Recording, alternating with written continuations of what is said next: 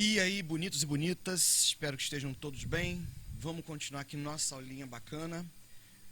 Essa aqui é uma sequência de aulas. A última aula foi aquela onde a gente aprende a montar as moléculas respeitando a sua geometria. Então, tem uma sequência que você precisa estar, para poder estar assistindo essa aula aqui agora. Você precisa estar montando uma fórmula estrutural bem, tranquilamente. Você precisa, além de montar essa fórmula estrutural, representar espacialmente e entender o que é polaridade de ligação. Aí a gente pode partir para a polaridade molecular. Beleza? Então, vamos lá. O negócio é o seguinte. Para entender a polaridade molecular, você precisa entender esse esqueminha que eu fiz aqui embaixo. Que é um esqueminha bem rudimentar, né? Que bem simplesinho, mas ele vai dar uma visão bem legal do que é o que eu estou falando. Então, com referência à polaridade, a molécula ela ter polos, né? Tudo bem que na ligação covalente esses polos não são igual uma ligação iônica, uma carga positivona ou negativona, mas são aqueles dipolos, né? Então, carga positiva e negativa, polos positivos e negativos, todas as moléculas têm. Então, fiz questão de representar isso aqui. A diferença para uma molécula ser considerada polarizada ou não é como essas carguinhas estão dispostas dentro da molécula. Numa molécula polar, olha o desenho que eu fiz aqui, ó. A gente percebe que as cargas positivas, deu uma exagerada, obviamente, estão aqui todas para um lado, as negativas todas para o outro. Então, a gente gerou aqui, dentro da molécula, agora eu não estou falando mais da ligação, um dipolo positivo e um dipolo negativo na molécula. Então, eu posso ter uma molécula que tenha 3 dipolos positivos, 2 negativos. O que interessa é que essas cargas, dentro da molécula, elas vão se deslocar e vão gerar essas regiões. Então, uma molécula polar é uma molécula que tem regiões com cargas positivas e negativas bem definidas. Já na molécula polar, não. As cargas elas estão dispersas, elas estão homogeneamente distribuídas. Tá vendo? A gente tem até cargas positivas e negativas lá dentro, ela é constituída por átomos, então tem que ter. Tá? Então a gente não é uma molécula que não tem carga nenhuma, mentira. A molécula é feita de átomo, o átomo tem próton, tem elétron, ele tem carga, ela tem carga. O problema é como é que eles estão dispostos. Então numa molécula polar, as cargas positivas e negativas, elas estão lá dentro. Mas olha aqui por esse esquema como é que eu fiz. Eu já dei uma bagunçada ali. Eu coloquei as cargas positivas e negativas já, que não ficam numa região que só tem positivo. Aqui já está todo mundo misturadinho, né? Bem homogeneizado. Então isso aqui é uma molécula que não tem dipolos. É uma molécula sem polos, por isso ela é dita apolar. Então esse é o conceito geral. Molécula apolar e molécula polar. Beleza? Então é importante que você tenha isso na mente, porque senão daqui a pouco você está com a fórmula estrutural, está vendo de polo, vetor para lá, aí você já esqueceu do básico, aí não pode. Então antes da gente continuar, você precisa estar com isso aqui na mente. Beleza? Então vamos embora. Aqui no próximo slide eu vou mostrar para vocês como que você olha para uma molécula, que o objetivo vai ser esse, né? Vai ser olhar para a molécula e falar, você é polar, você é apolar. É assim que funciona. Então vamos lá. Moléculas com 2 átomos. Molécula com os 2 átomos é muito simples. Se a ligação é polar, a molécula é polar. Se a ligação é apolar, a molécula é apolar. Senhor, óbvio mesmo. Então aqui é o simples. A gente já estudou isso na última aula, né? Que eu falei da ligação. Então molécula com 2 átomos não tem estresse.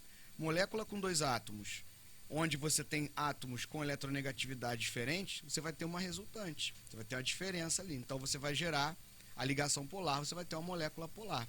Aqui embaixo não tem dipolo. Então é simples, né? Se todos os casos fossem esses, nossa aula acabava aqui agora. Aí você pode até estar pensando assim, nossa, Rafael, então eu posso falar que molécula que tem ligação apolar sempre vai ser apolar. Pode falar, numa boa. Opa, você pode falar com muita tranquilidade. O problema é que vai gerar agora mais uns minutos de aula é que eu não posso falar o contrário. Se eu detecto que uma molécula tem ligação polar, eu não posso falar que a molécula vai ser polar. É isso que vai render agora um bocado de aula. Então, se eu tenho, por exemplo, uma molécula até com 3 átomos, tipo O3, o ozônio, né? O ozônio é isso aqui, fórmula estrutural dele. Não preciso nem ver geometria, embora ele tenha uma geometria angular. Aqui eu só tenho ligações apolares, então o ozônio é uma molécula necessariamente apolar.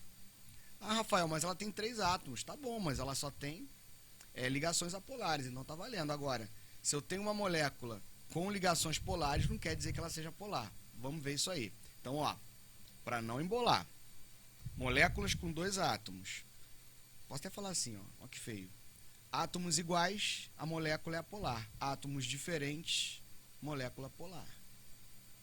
É feio? É. Tem átomo com exatamente a mesma eletronegatividade? Você pode ter até ali um sulfeto de carbono, né? O carbono, o enxofre tem a eletronegatividade muito próximo, não é exatamente igual. Então dá uma diferençazinha. Mas muita gente fala que é praticamente igual, é verdade. Mas eu posso usar esse critério para moléculas com dois átomos. Moléculas iguais, átomos iguais, perdão, a molécula é apolar. Átomos diferentes, molécula polar. Só para dois átomos. Agora vamos ver os outros casos, para vocês entenderem o que eu estou falando. Então você pode guardar isso aqui para qualquer caso. Pode ser a molécula com 1000 átomos. Tu só tem ligações apolares, a molécula é apolar. Então isso aqui não tem estresse. Agora o contrário eu já não posso falar. Por isso que vai render agora esses slides aqui. Ó. Vamos ver o seguinte. Na aula passada, aqui, por exemplo, eu tenho o SO2. A gente detectou que o SO2 é uma molécula angular. Então, a videoaula anterior eu expliquei isso daí. Então, ela tem essa geometria. Agora, é o motivo por que você estudou geometria. Vamos analisar o seguinte. O oxigênio ele é mais eletronegativo que o enxofre. Então, a gente considera que tem uma força puxando nessa direção, direção mais eletronegativa. A gente entende como um vetorzinho aqui, ó. Nesse sentido. E para cá a mesma coisa. Então eu tenho aqui em direção do mais eletronegativo, em direção do dipolo negativo, aqui eu tenho um dipolo negativo, né? Então indo para cá.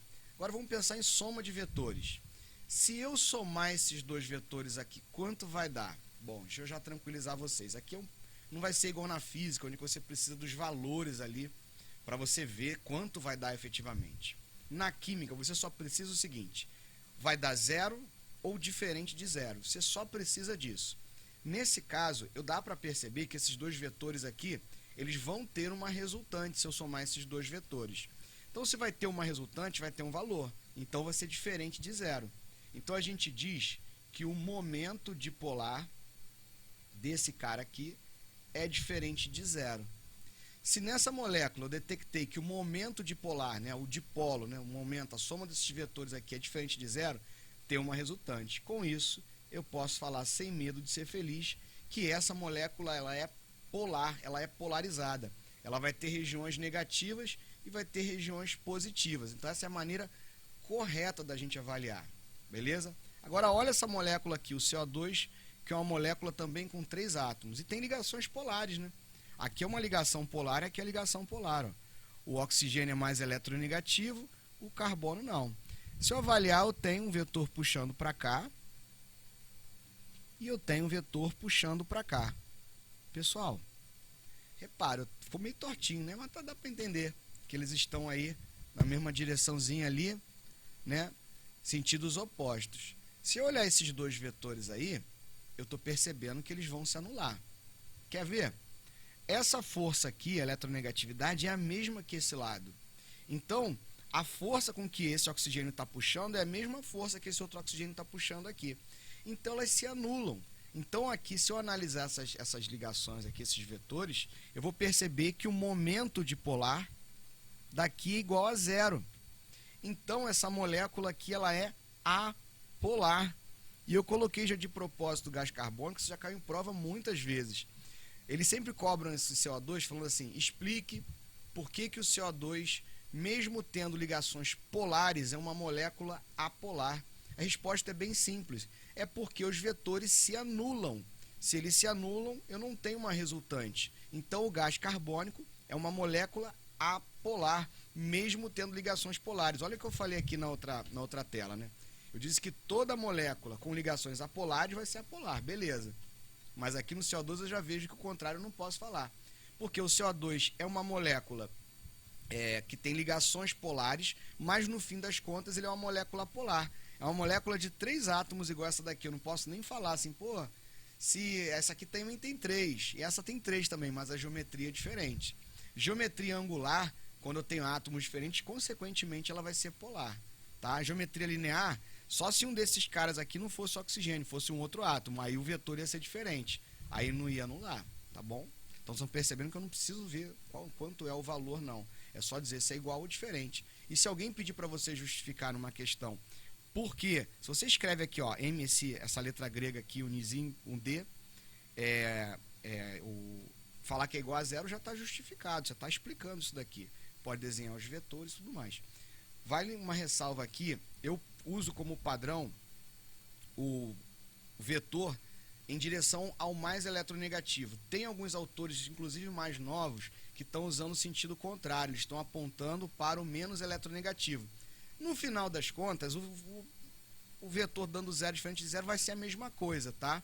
Importante é que a maioria dos autores usam assim, tá? Em direção ao mais eletronegativo, mas tem uma galera usando o contrário, não precisa falar que está errado não.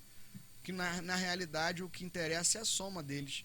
Se eles tivessem aqui, eles estão aqui opostos, se estivesse no mesmo lado ia ser anulado do mesmo jeito, tá bom? Vamos ver aqui essa molécula trigonal plana aqui, o SO3, é um anidrido sulfúrico. Já desenhei na geometria, porque a gente já viu isso na aula passada. Se eu pensar nos vetores aqui, ó, eu vou avaliar esses vetores, eles estão equidistantes, é o mesmo átomo, então eles vão se anular. Esses vetores aqui, eles vão se anular. Imagina que você tem uma pedrinha aqui puxando por 3 cordinhas com o mesmo ângulo. Essa pedrinha não vai sair do lugar. Então eu posso... Então, opa, deixa eu voltar aqui para... Saiu, foi para a borrachinha. Caneta, pronto. Então se essa pedrinha não sai do lugar, o momento dipolar aqui é igual a zero. Então essa molécula ela é apolar, beleza? O momento dipolar igual a zero. Vamos ver essa outra aqui, a amônia. A amônia, você tem os vetorzinhos aqui, ó, apontando para o mais eletronegativo. Aqui eu já estou percebendo que esses vetores eles não vão se anular. O momento dipolar aqui é diferente de zero, né? Imagina que eu tenho, as forças estão mais ou menos ali para cima. Vamos imaginar que isso é a ponta de uma pirâmide, né? Se eu tenho ali esses vetores empurrando, vai ter uma resultante aqui. Então o momento dipolar aqui é diferente de zero. Essa molécula aqui já é polar. Há quem fale assim, quando sobra elétron no átomo central, a molécula é polar. Tem que tomar um pouco de cuidado, porque vai que essas ligações aqui ela tem uma diferença de eletronegatividade um pouco baixa, mas vai funcionar com uma certa tranquilidade. Ao passo aqui no SO3, se um desses 3 átomos aqui não fosse oxigênio, já ia rolar uma resultante, a molécula seria polar, tá bom? Vamos ver mais casos aqui. Tetraédrica. Esse aqui eu acho que é o mais difícil de enxergar de todos. Por quê? É como se eu tivesse uma esfera, alguém ali no meio, com 4 cordinhas em pontos de mesma distância. Então esse aqui, se eu pegar aqui, ó, o carbono é mais eletronegativo, então tem um vetor apontando para esse lado. Olhando assim, é muito complicado de enxergar, mas eles vão se anular, tá? Na tetraédrica, se os 4 átomos ligantes, eles são iguais, vão se anular sempre. Então o momento dipolar aqui é igual a zero. Essa molécula ela é apolar, beleza? Sempre. Esse aqui é um pouco mais complicado, porque esse aqui é tridimensional, piramidal também era, né? Só que esse aqui é um pouco mais enjoado de enxergar. Agora, se nesse tetraédrica, olha que eu fiz aqui de propósito, eu já botei um flúor aqui na ponta. É óbvio, né? Olha para onde está indo esse vetor aqui. Ele já vai em direção mais eletronegativo. Então, nesse lado aqui, já descambou tudo. Então, quando eu olho esses vetores aqui, eles não estão se anulando, porque eu já tive um cara diferente aqui no meio. Mesmo que ele fosse alguém com eletronegatividade que o carbono ainda vencesse, ainda assim ia ter uma resultante. Então, o momento dipolar aqui já é diferente de zero. Essa molécula já tem uma certa polaridade. Beleza? Então, vocês viram que eu destruí aqui. Para não falar, todo tetraédrico é apolar. Todo tetraédrico vai ser apolar se os 4 ligantes são iguais. Caso contrário, não. E deixei o caso mais famoso para o final, que é a água, né? A água ela é angular. Se eu parar para pensar aqui nos vetores dela, né, vai ter uma resultante. O momento dipolar dela é diferente de zero. E a água ela é muito polar. Ela é o tipo de caso que a gente não fica montando na hora da prova para saber se ela é polar. A água é polar, ponto. Você vai usar isso muito em quase todos os exercícios. Então, até aqui, qual é a sua missão? Você tem que olhar essas moléculas mais simples, de até 5 átomos, e conseguir discutir a polaridade de cada uma, levando em consideração os vetores. Se for uma molécula simplesinha, com 2 átomos, aí você dois átomos, beleza, ligação polar, molécula polar e vice-versa. E se todo mundo tiver ligação apolar, também vai rolar, tá? Agora, nesses outros casos, é preciso fazer essa análise. Uma coisa que é importante, né? E se esse momento de polar for diferente de zero e for muito baixinho, tipo 0,0 alguma coisa, a diferença de eletronegatividade é muito pequena, por isso que na química a gente discute muito a palavrinha caráter. Às vezes, por definição, o momento de polar é até diferente de zero, mas é tão pequeno, que a gente fala, esse cara aqui ele tem até um momento de polar, mas ele tem um caráter apolar muito forte, tá bom? Num futuro próximo, quando a gente estiver estudando lá os hidrocarbonetos, que são compostos de carbono e hidrogênio na química orgânica, os hidrocarbonetos, na fórmula deles, só tem carbono e hidrogênio. Então, você tem muita ligação carbono no carbono e carbono e hidrogênio, que é uma baixíssima diferença de eletronegatividade, até geram momentos dipolares.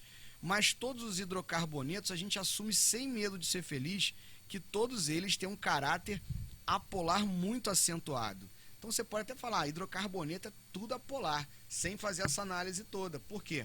Porque só tem carbono e hidrogênio, e a diferença de eletronegatividade entre carbono e hidrogênio é muito pequena.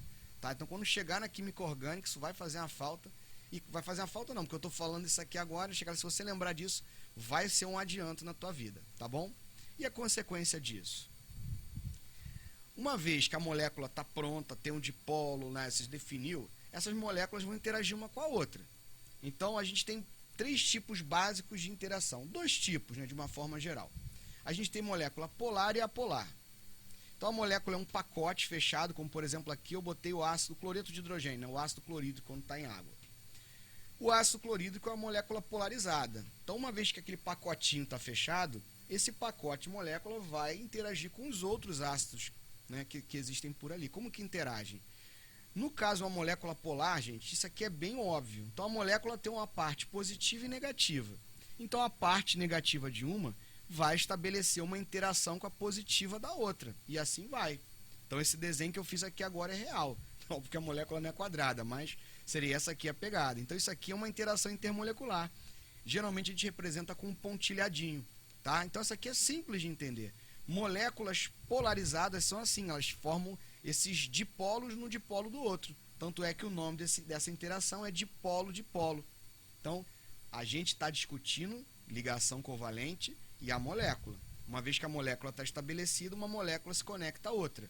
Essa interação aqui, óbvio, ela não é tão forte quanto uma ligação covalente, mas isso vai explicar um bocado de coisa, tá bom?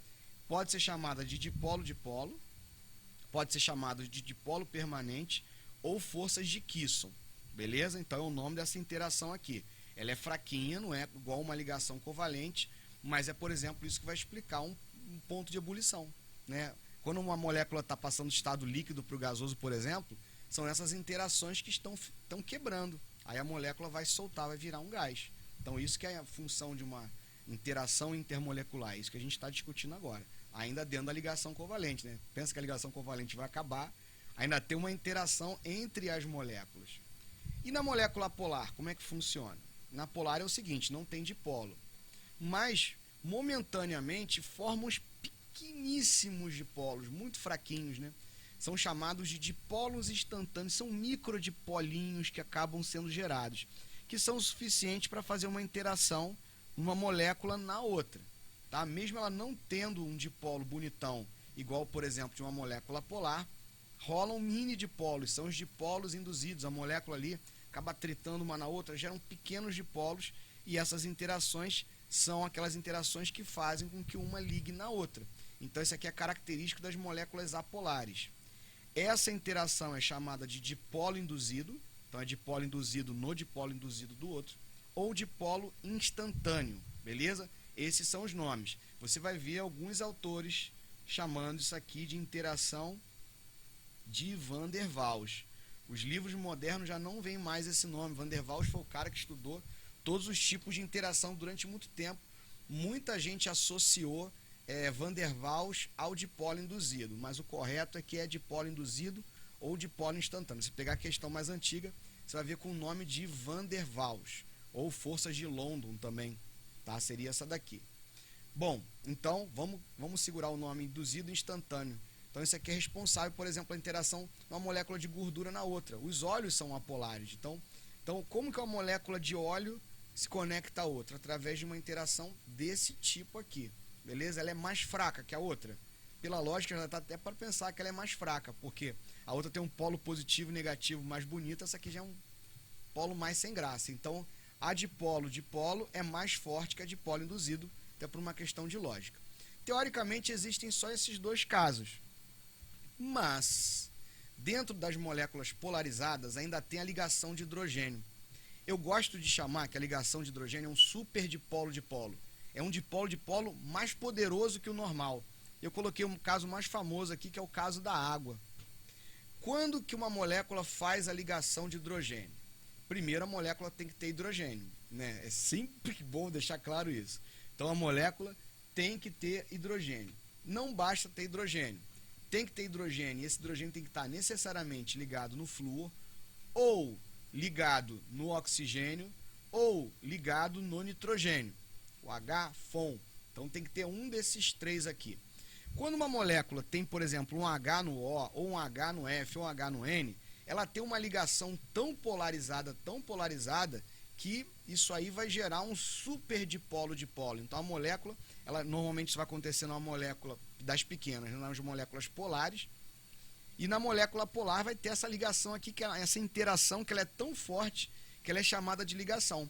Mas a ligação de hidrogênio, pode-se dizer que ela é um dipolo permanente. E, gente, isso aqui é um chavão de prova.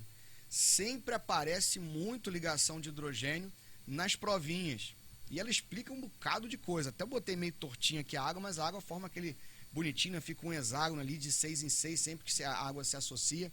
Essas ligações de hidrogênio são fatores, elas explicam muitas coisas. Quando chegar em propriedade físico-química dos compostos orgânicos, a gente vai ver como que isso aqui é importante, né? Isso aqui é vital para a gente poder entender um bocado de coisa.